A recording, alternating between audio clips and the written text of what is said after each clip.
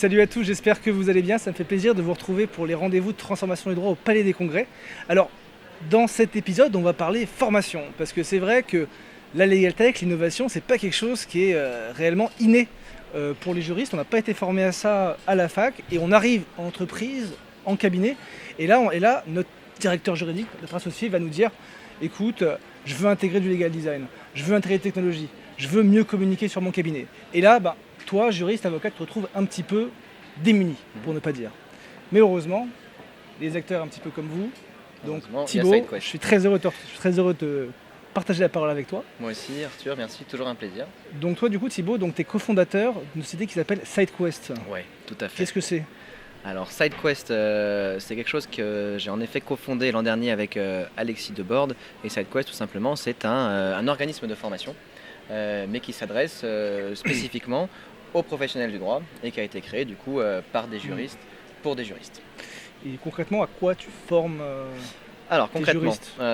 concrètement, on propose des formations autant en e-learning qu'en présentiel qui vont viser à diversifier et à renforcer les compétences des professionnels du droit. À l'heure actuelle, on est sur cette fin d'année, on est plutôt sur des sujets qui vont être des compétences métiers ou des compétences business ou des compétences, on peut dire un peu assez largement Soft skills. Ouais, voilà, on pourrait appeler ça comme ça. Donc les sujets par exemple qu'on a en ce moment qui fonctionnent très bien, c'est évidemment le legal design, qui était un sujet un petit peu...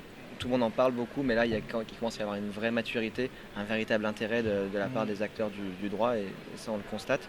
Il y a le sujet de la cybersécurité, qui n'était pas forcément un sujet qu'on attendait et qui ne fonctionnait pas tant que ça l'an dernier, mais cette année il y a eu des actualités, il y a eu beaucoup de choses, donc les cabinets veulent se protéger, veulent protéger les données de leur clientèle et ils veulent se former à ça. D'ailleurs, on pourrait presque penser que toi, en tant que formateur, tu es presque en avance sur les tendances de marché, parce que dis-moi ce sur quoi tu te formes, je te dirai où va aller le marché.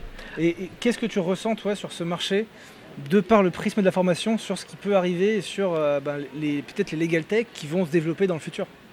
Alors, ce qu'il y a de sûr, c'est que quand tu fais de la formation, il faut que tu sois tout à fait focalisé sur le marché. On ne va pas s'amuser à faire des formations en petit bonheur la chance.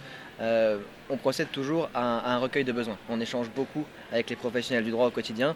On essaye de bien comprendre leurs problématiques pour être sûr de vraiment bien taper au bon endroit, avec les bonnes compétences, avec le bon sujet, pour ne pas se planter.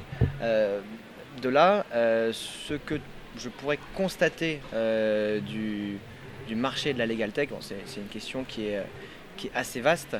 Je pense que, à mon niveau en tout cas, dans le milieu de la formation, le futur, ça va plutôt être vraiment de la mise en situation. Il y a eu le présentiel avant, avec le Covid, tout le monde est passé au 100% e-learning. Maintenant, on se rend compte qu'en fait, la bonne réponse n'est ni dans l'un ni dans l'autre. Il faut un petit peu de présentiel, un petit peu de distanciel, mais surtout, en fait, il faut de la mise en pratique, de la mise en situation. Et je pense que c'est vers ça qu'on se dirige pour le futur de la formation professionnelle continue des professionnels du droit. Et est-ce que tu as l'impression que ce que tu fais influe sur la formation initiale ? En un sens, j'espère. On a un petit peu un pied dans la formation initiale. Parce que je crois que tu donnes des cours à l'EFB, c'est ça ? Oui, à titre personnel, j'enseigne à l'EFB au sein du Lab, qui est vraiment une structure fantastique et qui permet de commencer à apprendre justement aux élèves avocats du barreau de Paris des compétences qui ne sont pas directement liées à leur pratique juridique. Au début, ils sont très très sceptiques. Je sais que tu enseignes là-bas aussi, tu as dû le constater.